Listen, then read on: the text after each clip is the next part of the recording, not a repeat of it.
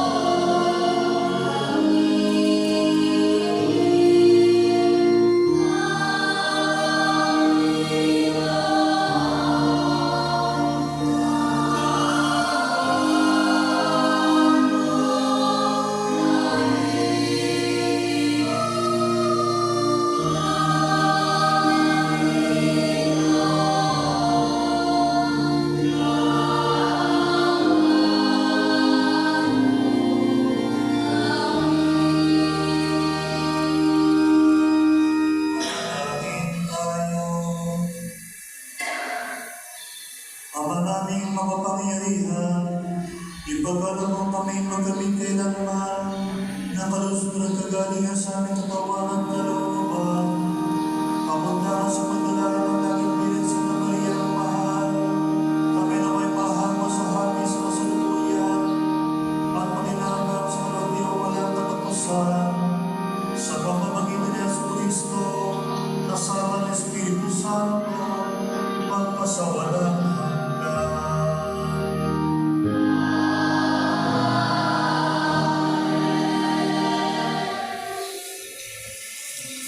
At siyo po pang lahat, pakinggan natin ang pagpapang. Pagbasa mula sa aklat ni Propeta Jeremias. Pinapunta ng Panginoon si Jeremias sa pintuan ng templo at ipinasabi ang ganito: Makinig kayo mga taga-Huda na nagkakatipon dito upang sumamba sa Panginoon. Pakinggan ninyo ang salita ng Panginoon, ang Diyos ng Israel. Baguhin ninyo ang inyong pamumuhay at kayo'y papayagan niya manatili rito. Huwag ninyong dayain ang inyong sarili sa paulit-ulit na pagsasabing, ito ang templo ng Panginoon. Ang templo ng Panginoon, hindi kayo mailigtas na mga salitang yan.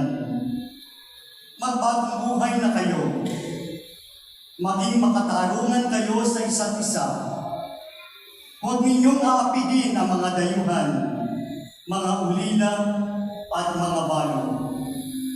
Pigilan na ninyo ang pagpatay sa mga walang kasalanan sa buok na ito, sapagkat ito'y manal. Talikdanan ninyo ang mga Diyos-Diyosan, pagkat ito ang magiging dahilan ng inyong kapahamakan. Kapag sinunod ninyo ito, mananatili kayo sa lupain ito na ibinigay ko sa inyong mga ninuno upang maging tirahan ninyo magpakailanman. Hindi ninyo paniniwalaan ang mga salitang walang kabuluhan. Kayo'y nagnanakaw, pumamatay, nangangalunya, nanunumpa sa di katotohanan, naghahain kay Baal, at sumasamba sa mga Diyos-Diyos ang hindi ninyo nakikilala. Ang kinamumuhian ko'y siya ninyong ginagawang pagkatapos. Pumarito kayo sa aking templo at sinasabi ninyo, ligtas kami rito. Bakit ang aking bang templo'y taguan ng mga magnanakaw? Nakikita ko ang ginagawa ninyo. Akong Panginoon ang nagsasabi nito. Ang salita ng Diyos.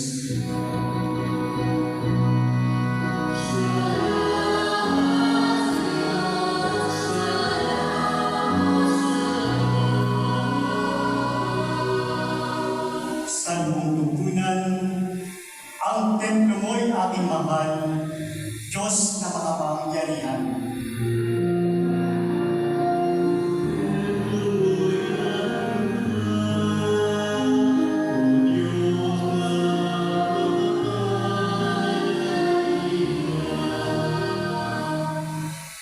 Nasasabik ang lingkod mong sa patio mo ay pumasok. Ang buong pagkatao'y umaawit na may lingkod. Sa masayang pag-awit ko, pinupuri buhay na Diyos.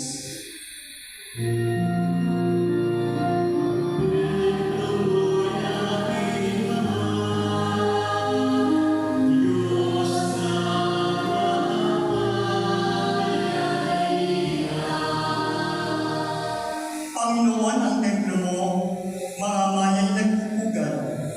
Maging ibong layang-layang sa templo mo'y nagaganap. May inakay na kalinga sa tabi ng iyong altar. Oon, Hari namin at Diyos na walang bukas.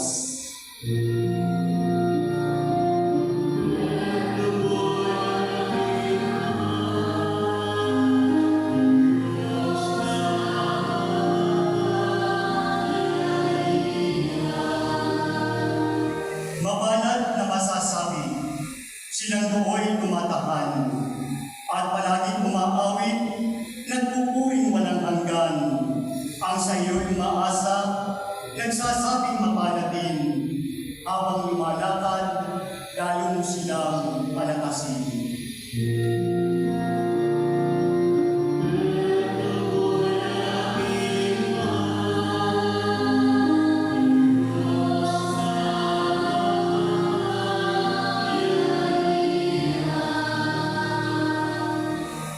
Isang araw lamang, gusto ko pang sa templo mo, kaysa 1,000 araw na iba ang tahanan ko. Gusto ko pang maging bantay sa pinto ng iyong templo, kaysa ako'y mapasama sa masasamang mga tao.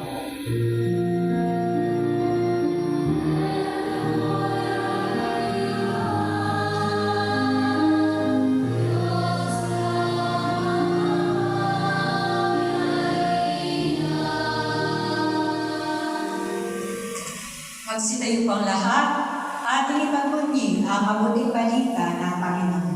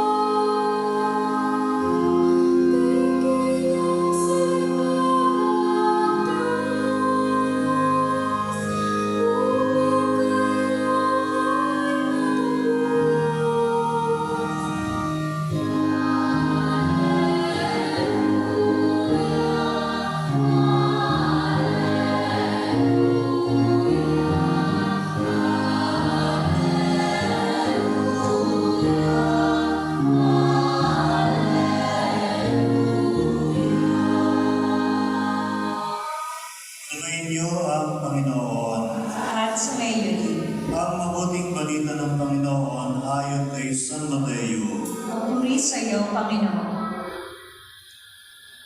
Noong panahon ngayon, inilahan ni Jesus ang talinghang ito sa mga tao. Ang paghahari ng Diyos ay tulad nito. May isang taong nagasing ng mabuting binhi sa kanyang bukid. Isang gabi, samantala natutulog ang mga tao, dumating ang kaniyang kaaway at nagasing ng masasamang damo sa triguhan. Nang tumubo ang trigo at pagkauhay, lumitaw rin ang masamang damo. Kaya lumapit ang mga alipid sa puno ng sambahayan at sinabi rito, "Hindi po ba mabuting binhi ang iniasip ninyo sa inyong bukid? Bakit may damo ngayon?" Sumagot siya, "Isang kaaway ang may kagagawa nito."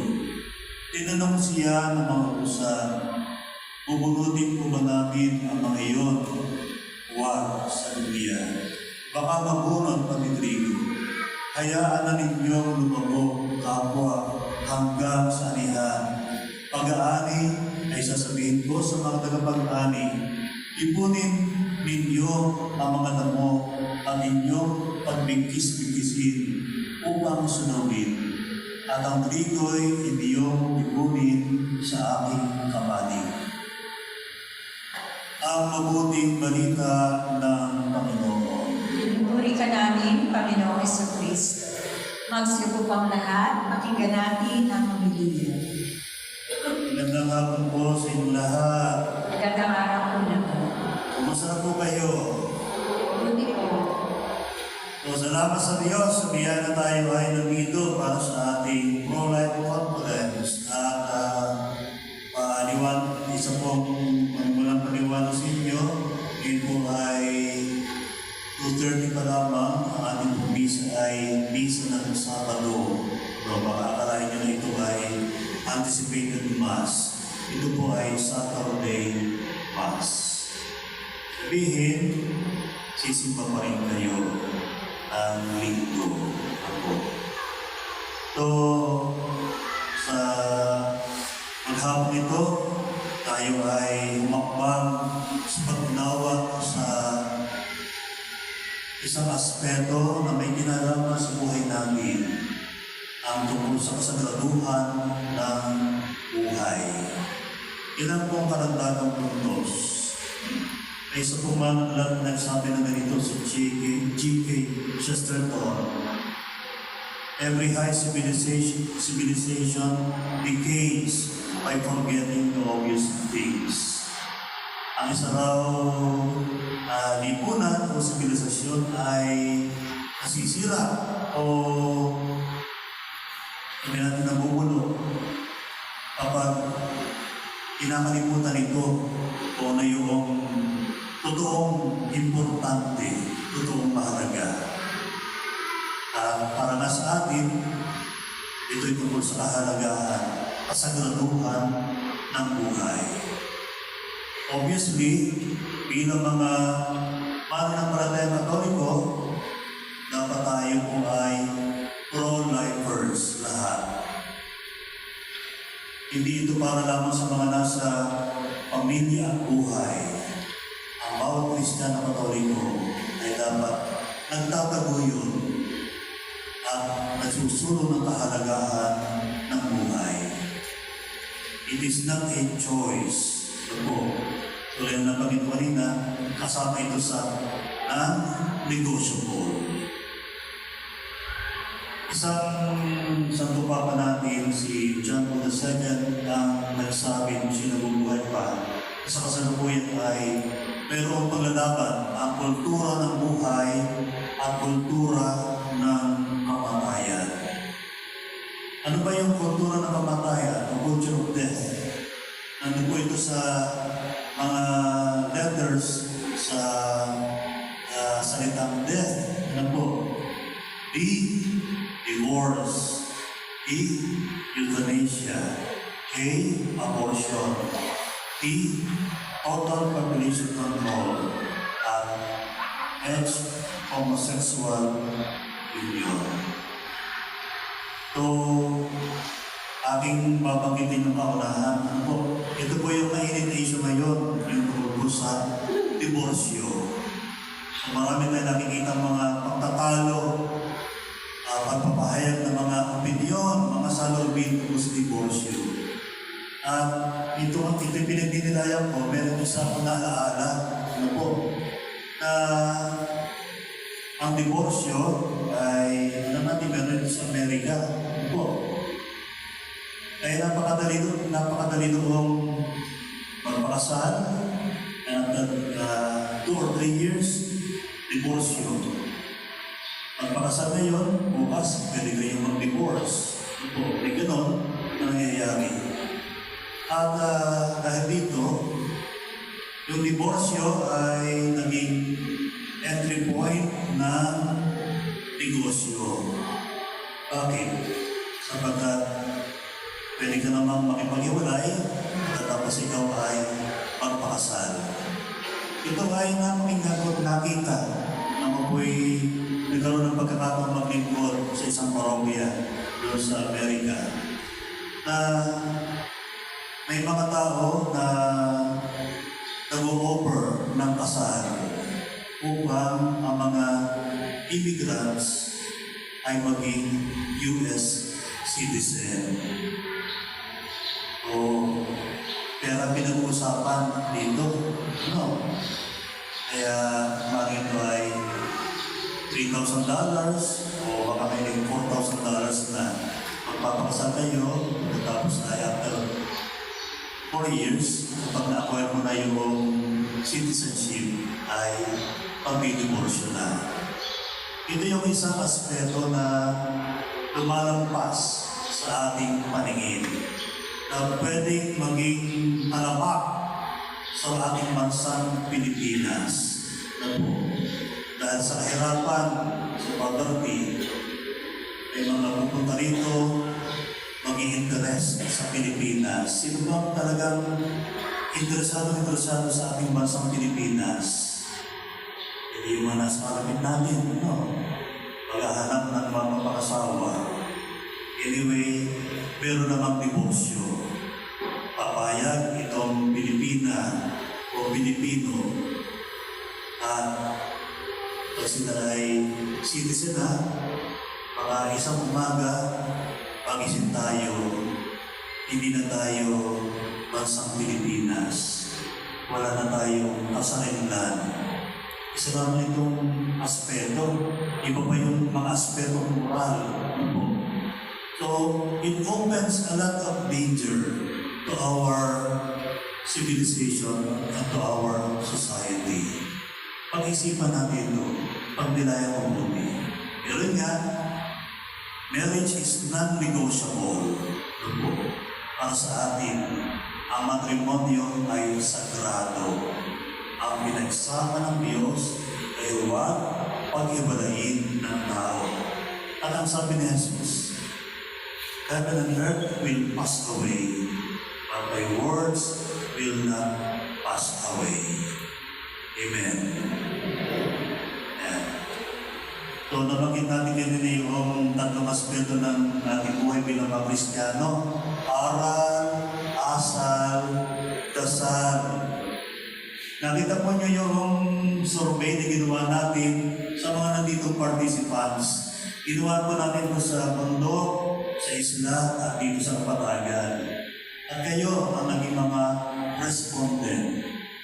Nakita nyo ang larawan ng mga leader ng ating mga parokya. Itong mga tao ito ay mga nagsisimba. Itong mga tao ito ay nagdarasal ng rosaryo. Kaya ang tanong natin ay, tugma ba yung ating asal sa ating aral at sa ating pinadasal? Yun yung malaking hamon sa atin ngayon, ano? Nakita natin marami pong mga hindi magkakatugma, ano? So, nandoon, sabi ka din siguro, mga 86% sumisimba. Ay, salamat sa Diyos. Kami pala ay mas mataas, 8 sa 10 ay nagsisimba. Pero ano yung pananaw na nakita natin? Ano po? Parang hindi consistent po sa ating pagdarasal. Ang baka talaga talagang kulang na kulang tayo sa pag-aaral. Pag nakakalungkot dito, wala talagang interest sa pag-aaral. Okay lang, may mga prayer meeting. Okay ako dyan. Salamat po, Panginoon, praise the Lord. Pero pag kailangan mo sa pag-aaral, ay wala akong panahon diyan. Hindi ko na kailangan yan. Pero yung kung natin kanina na resulta ay nagbubukas sa ating paningin sa obvious. Lantad sa atin. Nangangailangan tayo ng patuloy na paglawa tungkol sa ating pananampalataya, tungkol sa doktrina o turo ng simbahan, tungkol sa mga bagay na dapat ay pinapahalagahan natin sa ating buhay bilang mga Kristiyano mananampalataya. O aral, asal, dasal. Ikatlong punto, kaugnay po ng Ebanghelyo. Natatanda pa ba yung ating napakinggan yung Ebanghelyo? Talinghaga tungkol sa trigo at sa masamang amo. Inihasig po na pinapagsalita. Tandaan niyo yung care, ano yung C? Confession. Ano yung A? Ano yung R? Ano yung E? Yan, meron tayong natandaan. Hindi lang tatandaan, talagang ito ay gagamitin natin bilang lakas, bilang vitamina, bilang sandata sa ating buhay, bilang mga mananampalataya. Magsitayo po ang lahat. Bilang marurupok at may hinang mga tao, inilulog natin ang ating sa ating Amang nasa langit, ang ating mga kahilingan ay tutugon po. Panginoon, dinggin mo ang aming panalangin.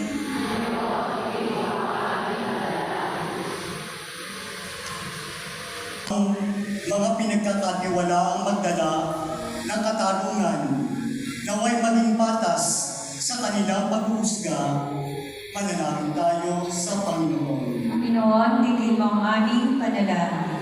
Bilang ang siyang laging bumuhay sa amin, huwag nawa kaming magambala ng mga alalahanin ng mundo ito at hindi palaig na kasamaan sa aming buhay. Amin ang hinihiling sa pamamagitan ni Kristo na aming Panginoon. Amen. Magsiyo po ang lahat sa gawa natin ng ating pag-aaral.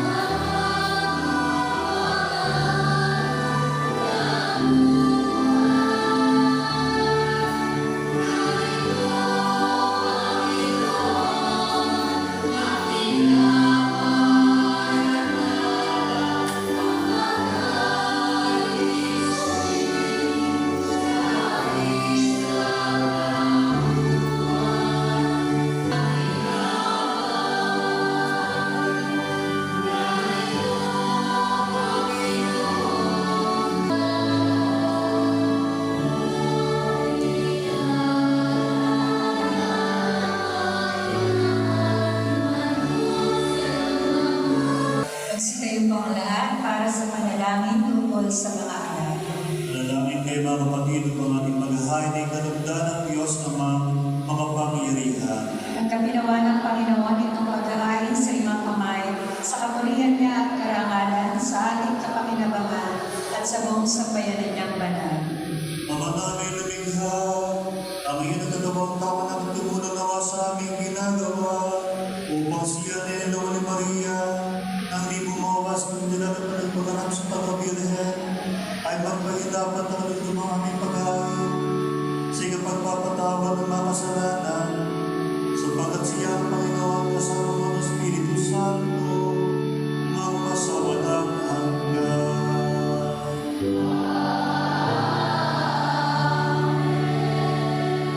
Sumainyo ang Panginoon.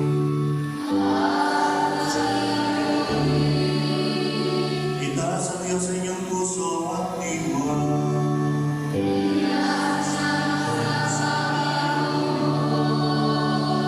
Pasalamatan natin ang Panginoong ating Diyos.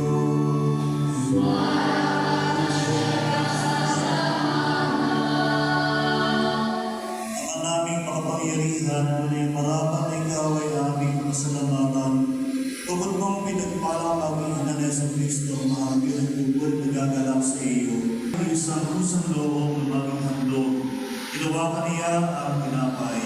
Pinasalamatan ka niya, pinaghati-hati ngayon, inabot sa kanyang mga lagad at sinabi, tanggapin niyo lahat ito ang kanin. Ito ang ating katawan ay hahandog para sa inyo.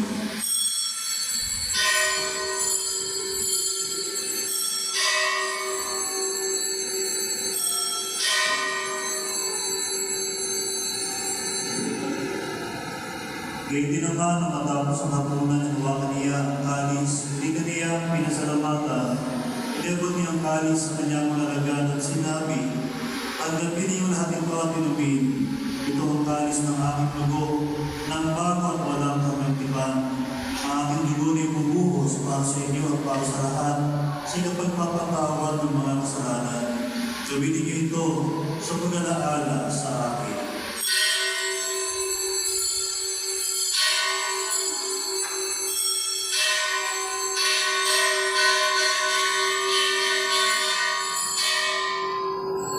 Ibagay natin ang misteryo ng pananampalataya.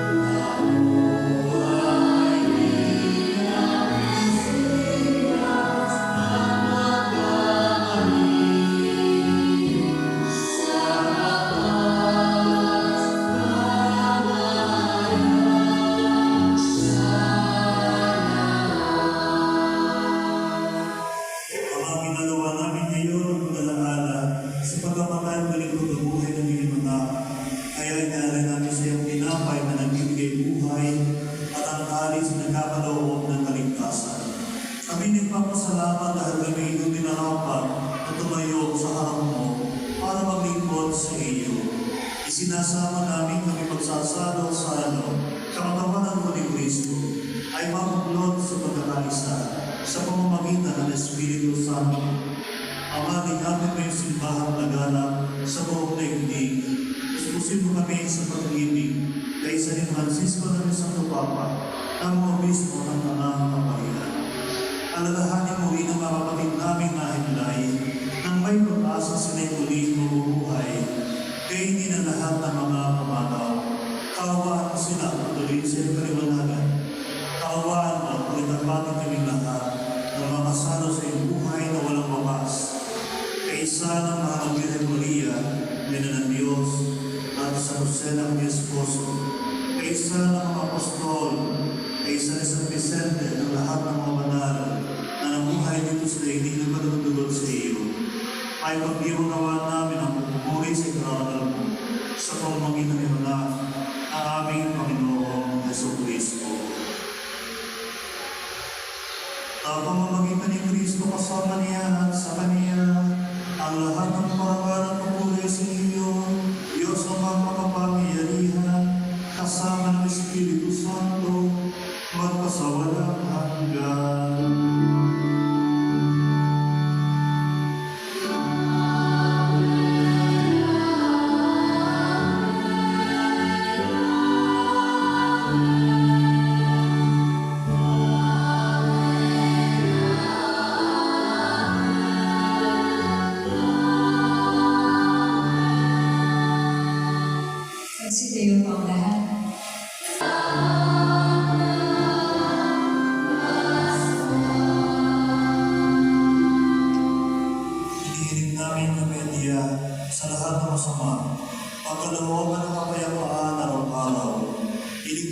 kasalanan nilayo sa lahat ng kapahamakan, samantalang aming pinananabigan ng dakilang araw ng pagpapahayag ng tagapagligtas namin si Jesu Cristo.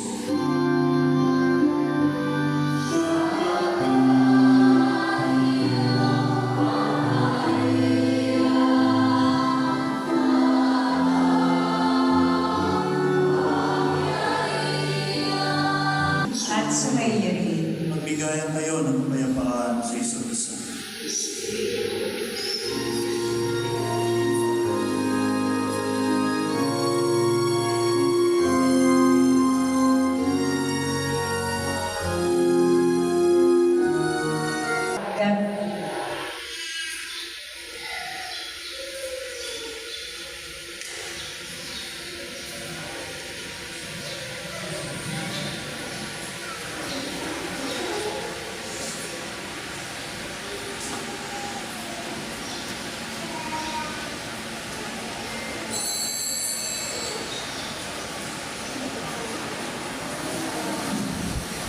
Ang tatanggap ko ng yun ay humanay ng dalawa sa gitna.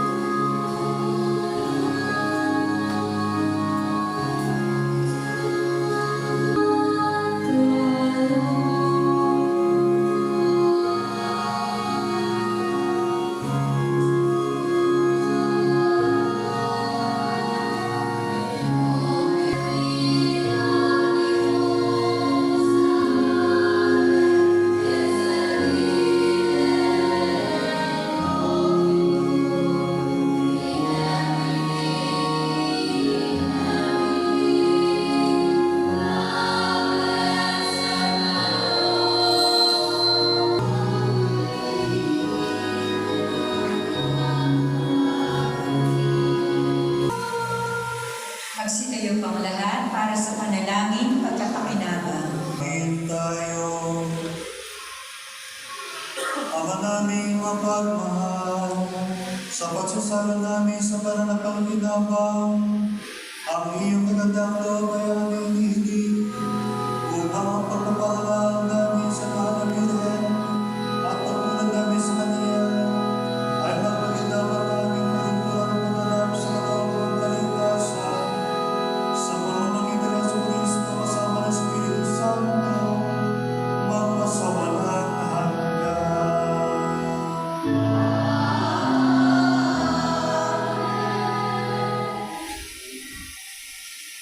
Magsipo po ang lahat. Sa provision ng family and life, si Tita Remy, Tita Bengana, Sister Gina, amigo, ang mga nasa pamunang po ng Visitel, nandito sina Gia, amigo, well, ito po ang salamat kayo sa lahat ng nandito sa komunidad. Muli ay ating pinikilala ang ating mga resource speakers, po ang lead couple ng Diocese of San Pablo, Family and Life, sina Joma at Sister Monet Villarmosa, at ang mga kasama nila sa Ilusang Kabataan kay Cristo, 4K. Hindi pwede yung 4K na natin. Itong 4K na ito ay since 1983. Ano po? Matagal na po ito.